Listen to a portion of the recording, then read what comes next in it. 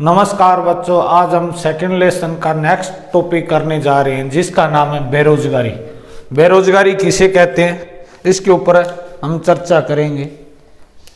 देखिए,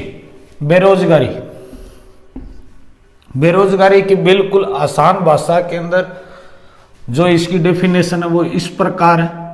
यानी कि व्यक्ति को हम कब बेरोजगार कहेंगे भी, ये व्यक्ति जिसके पास में रोजगार नहीं है, यानी कि वो बेरोजगार किस प्रकार से है। तो अगर हम उसकी बात करें तो इस प्रकार का व्यक्ति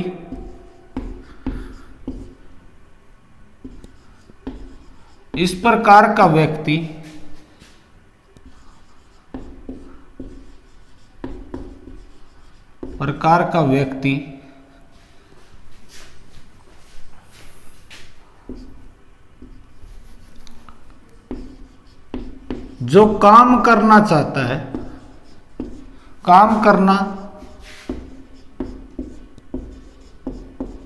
करना चाहता है परंतु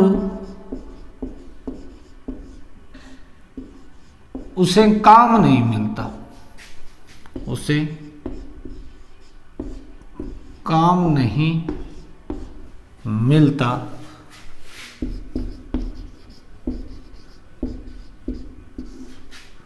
मिलता है, उसे बेरोजगार कहेंगे।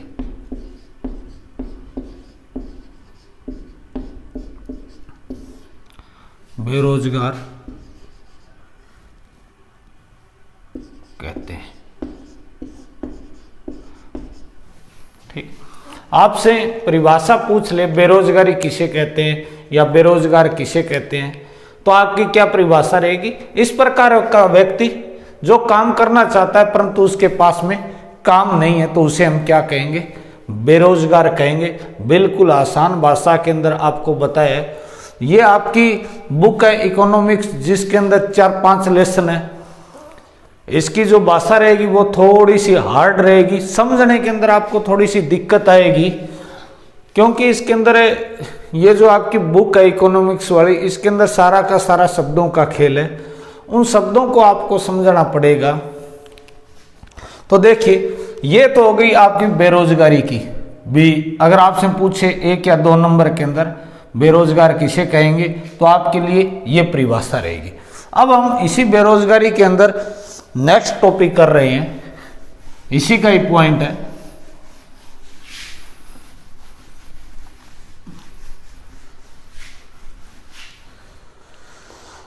देखिए, खुली बेरोजगारी। नेक्स्ट जो हमारा पॉइंट है वो है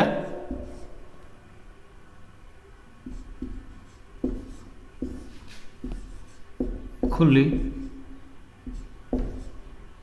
बेरोजगारी। खुली बेरोजगारी, इसका क्या मतलब है। देखिए, इसमें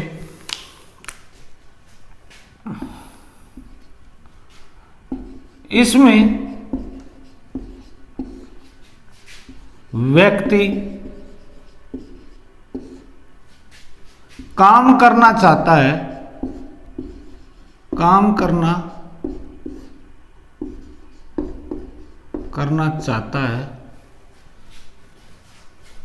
परंतु वह प्रचलित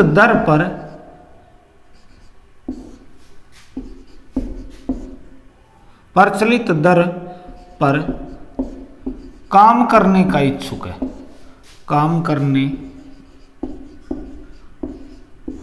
करने का इच्छुक है, जिस कारण से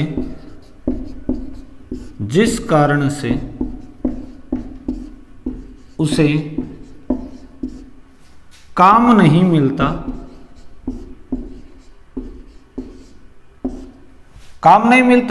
या इस प्रकार से लिख देता हूं, काम नहीं मिलता या रोजगार नहीं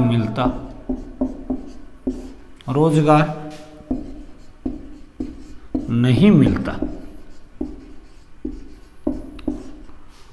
उसे खुली बेरोजगारी कहेंगे, खुली बेरोजगारी कहेंगे।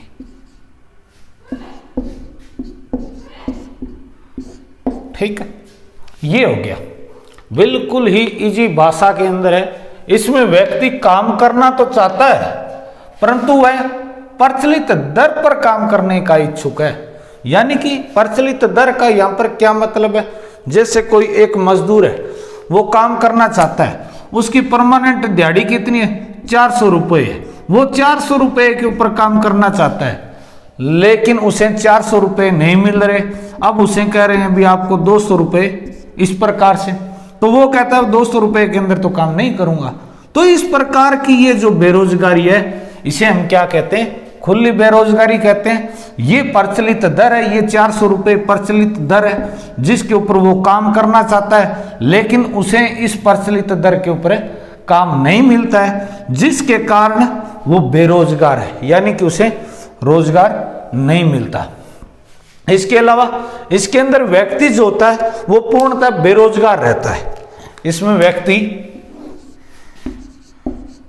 इसमें व्यक्ति पूर्णतः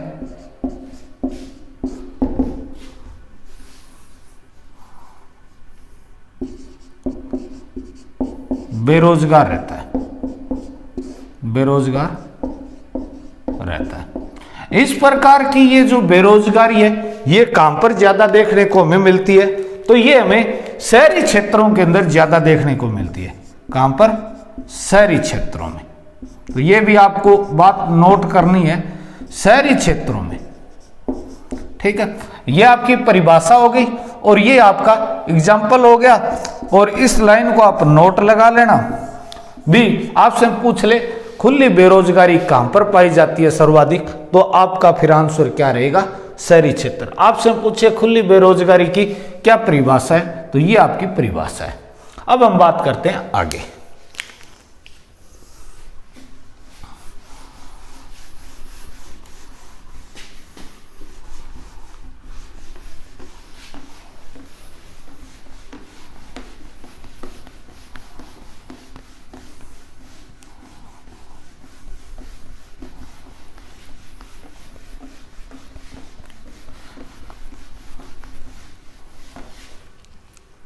देखिए, नेक्स्ट जो हमारा पॉइंट है बेरोजगारी के अंदर, जिसको हम कहते हैं छिपी हुई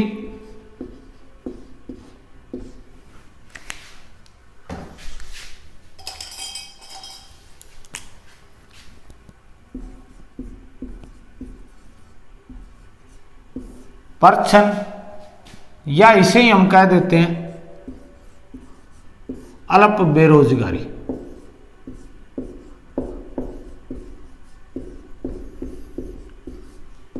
ठीक, आपसे ये तीनों ही पूछ ले तो आपका जो आंसर रहेगा, या फिर इस प्रकार की बेरोजगारी हम किसे कहते हैं वो देखिए। अब छिपी हुई बेरोजगारी, परछन बेरोजगारी और अल्प बेरोजगारी, तीनों एक ही बात है।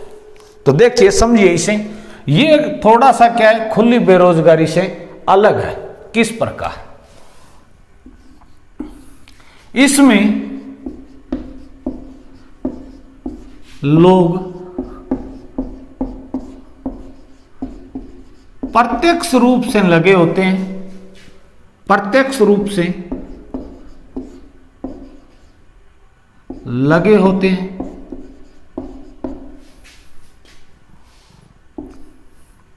लगे होते हैं। पहली लाइन, इसमें लोग जो थे वो प्रत्यक्ष रूप से लगे होते हैं। दूसरी लाइन,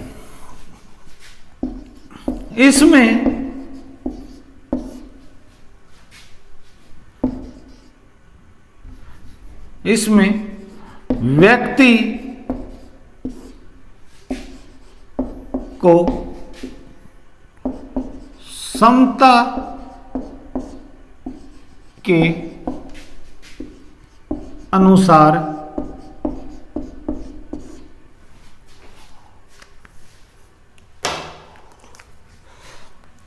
इसमें व्यक्ति को क्षमता के अनुसार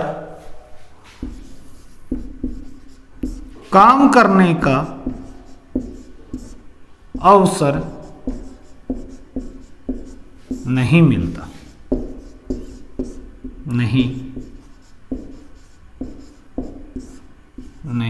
मिलता है। ठीक है, 2 लाइन हो गई। उसके बाद में तीसरी लाइन देखिए, इसमें व्यक्ति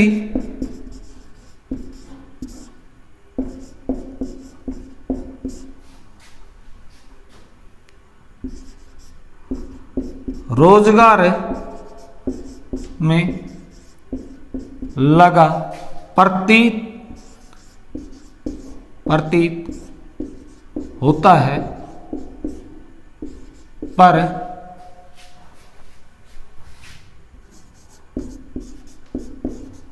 उत्पादन पर कम प्रभाव पड़ता है, कम प्रभाव पड़ता है।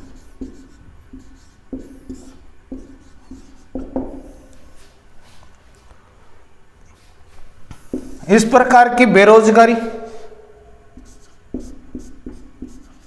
ग्रामीण क्षेत्रों या कृषि क्षेत्र,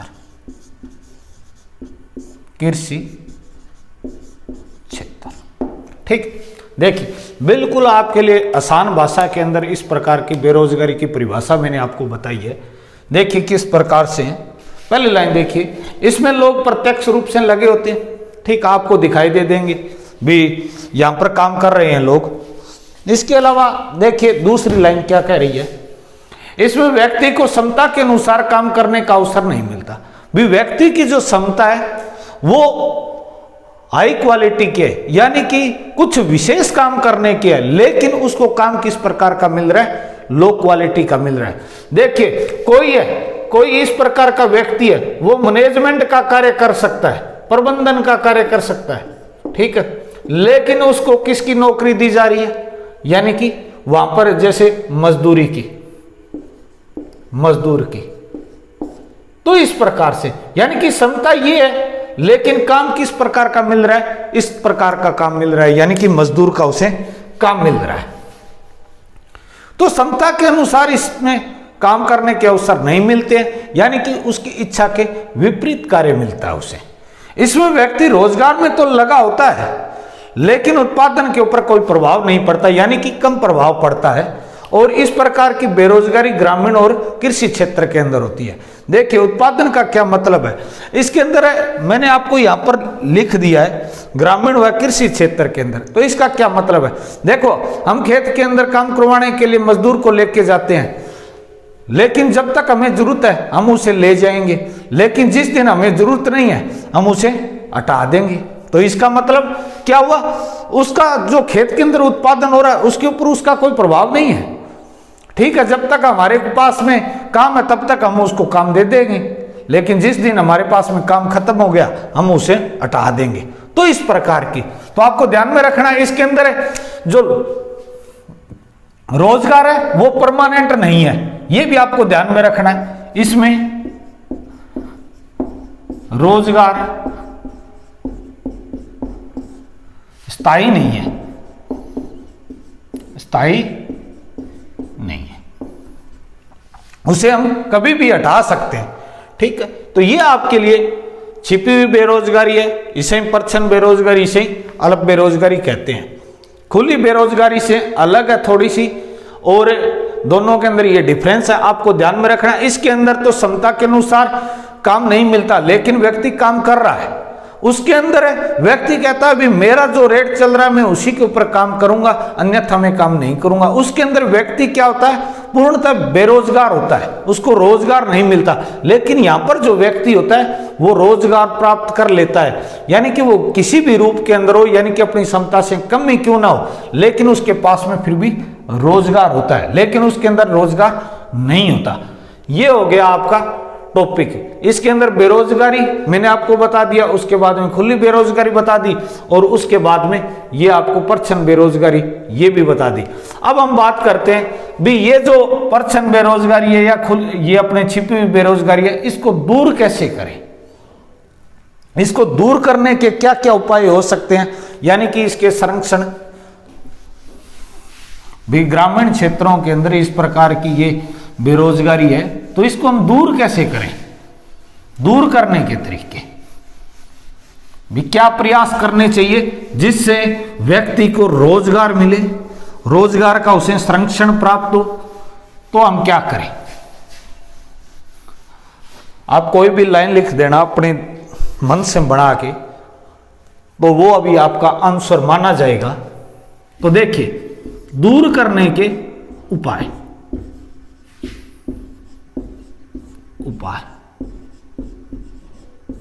किस प्रकार से। पहली बात तो ये भी जो ग्रामीण जो क्षेत्र है, ग्रामीण क्षेत्रों में रोजगार कार्यक्रम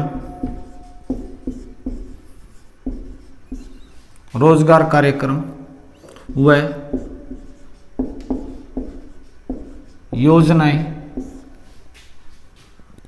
योजनाओं का प्रसार करना चाहिए या प्रचार करना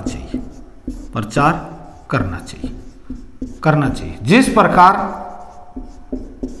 भी जैसे मेले लगते हैं, जैसे पशु मेला लगता है, जैसे कृषि मेला लगता है, इस प्रकार के कार्यक्रम होने चाहिए इस बेरोजगारी को दूर करने के लिए। जैसे हरियाणा के अंदर लगता है बेरोजगार मेला लगता है, उनको देने के लिए जो रोजगार जो मेला लगता है वो हरियाणा के अंदर लगता है। किसको दूर करने के लिए, बेरोजगारी को दूर करने के लिए रोजगार मेला लगता है। इस प्रकार के मेलों का आयोजन करना चाहिए। इसके अलावा दूसरी लाइन, जरूरी नहीं है आपकी किताब के अंदर जो लाइनें दी गई है आप वही लिखे, अपने पास से भी लिख सकते हैं। शिक्षा पद्धति को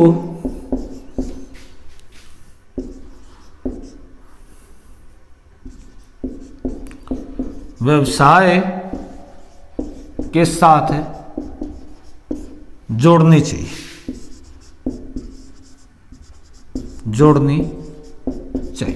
इस प्रकार की शिक्षा देनी चाहिए जो व्यवसाय से संबंधित हो, यानी कि वो अपने जीवन के अंदर कुछ काम कर सके, वो बेरोजगार ना हो, उसको कुछ ना कुछ उस शिक्षा से उसे रोजगार प्राप्त हो। इस प्रकार से आगे देखिए नेक्स्ट।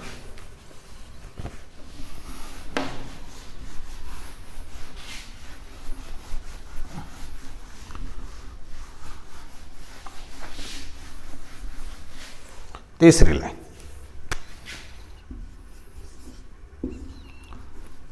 लघु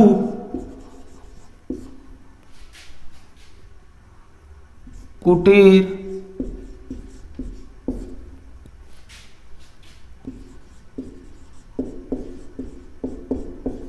उद्योगों का विकास करें,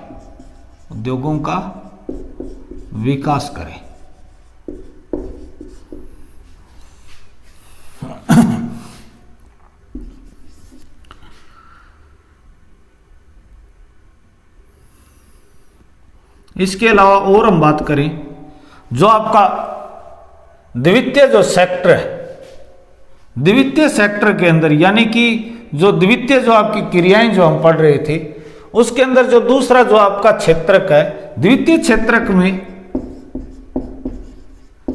रोजगार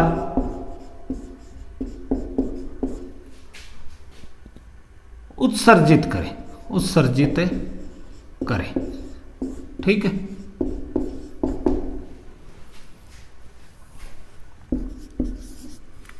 लोगों को जागरूक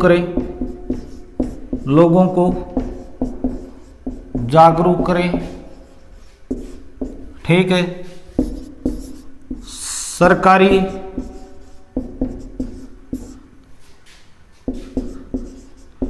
नियम या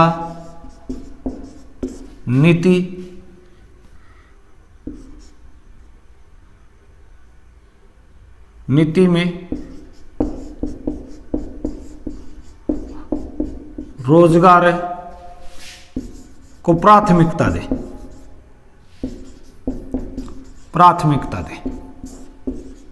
ठीक, इस प्रकार से 6 लाइनें मैंने आपको बता दी।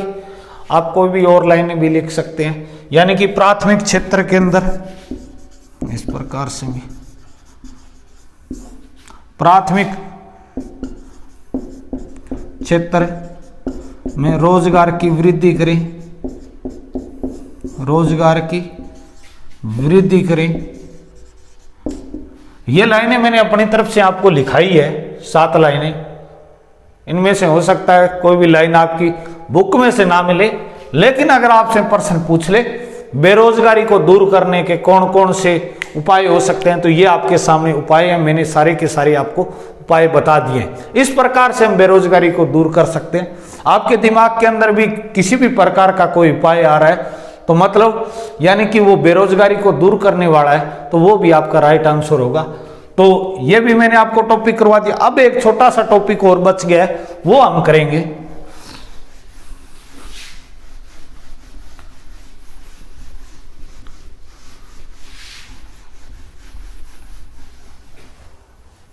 जो हमारा छोटा सा टॉपिक बच गया है वो अब हम करने जा रहे हैं। देखिए,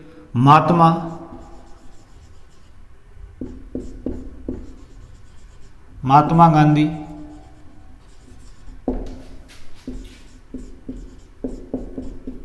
नेशनल रूरल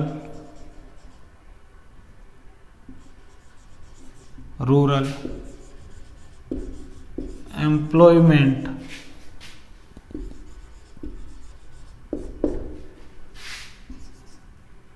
एक्ट 2005। ठीक है, ये छोटा सा आपके टॉपिक है। अगर मैं हिंदी के अंदर इसकी बात करूं तो यानी कि मैं शॉर्टकट इसके अंदर लिखूंगा, महात्मा हो गया, ठीक है, उसके बाद में गांधी हो गया, महात्मा गांधी हो गया, उसके बाद में नेशनल का हो गया यहां पर राष्ट्रीय, रूरल का हो गया ग्रामीण, ठीक है, एम्प्लॉयमेंट का हो गया ये अपने रोजगार हो गया, ये पूरा ही लिख देता हूं, रोजगार एक्ट 2005 यानी कि अधिनियम 2005। अब देखिए मैं यहां पर लिख रहा हूं इसके पूरे के पूरे को, महात्मा गांधी राष्ट्रीय ग्रामीण रोजगार अधिनियम 2005। अब हम इसको पढ़ रहे हैं। ठीक है, मैंने पूरी की पूरी आपको फुल फॉर्म बता दी, हिंदी के अंदर आपको पूरा नाम बता दिया। अब मैं ये बिल्कुल शॉर्ट नाम लिख रहा हूं, इसको मिटा रहा हूं। अब हम पढ़ रहे हैं इसके अंदर क्या बात है। देखिए, पहली बात तो ये है भी इसके अंदर 100 दिन का काम दिया जाता है। इसमें 100 दिन काम दिया जाता है, काम दिया जाता है। ठीक है, पहली लाइन। दूसरी लाइन,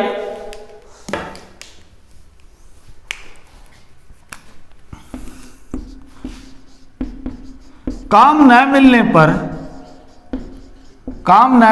पर भत्ता दिया जाएगा। भाई बाई चांस किसी साल अगर उस व्यक्ति को काम नहीं मिला है 100 दिन, तो उसे भत्ता दिया जाएगा। ठीक है, इसमें किन व्यक्तियों को काम दिया जाता है? इसमें काम करने में सक्षम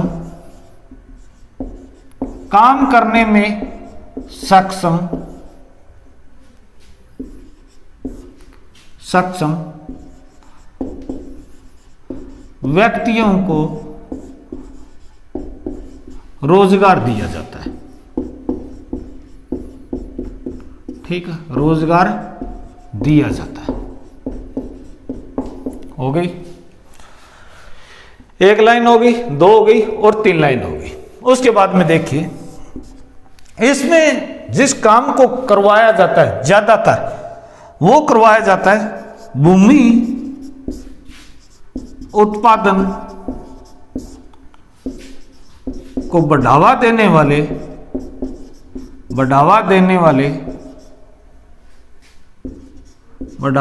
वाले कार्य करवाए जाते हैं। कार्य करवाए जाते हैं।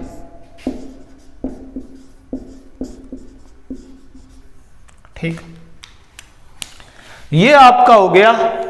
ये महात्मा गांधी रोजगार है, महात्मा गांधी राष्ट्रीय ग्रामीण रोजगार अधिनियम 2005, जिसके अंदर देखो 100 दिन का काम दिया जाता है, काम न मिलने पर भत्ता भी दिया जाएगा, भूमि उत्पादन को बढ़ावा देने वाले कार्यों को ज्यादा महत्व दिया जाएगा। यानी कि इस प्रकार के कार्यों को महत्व दिया जाएगा जिससे क्या प्रयास करें, भूमि का क्या हो, संरक्षण हो। इसमें काम करने वाले जो सक्षम व्यक्ति है, जिनकी इच्छा है काम करने की और काम करने में सक्षम है, उन व्यक्तियों को रोजगार दिया जाता है। आज के जो हमारे टॉपिक है वो इतने ही है।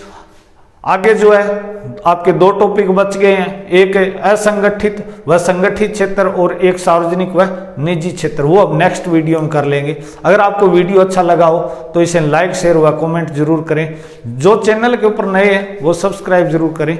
जय हिंद, जय भारत।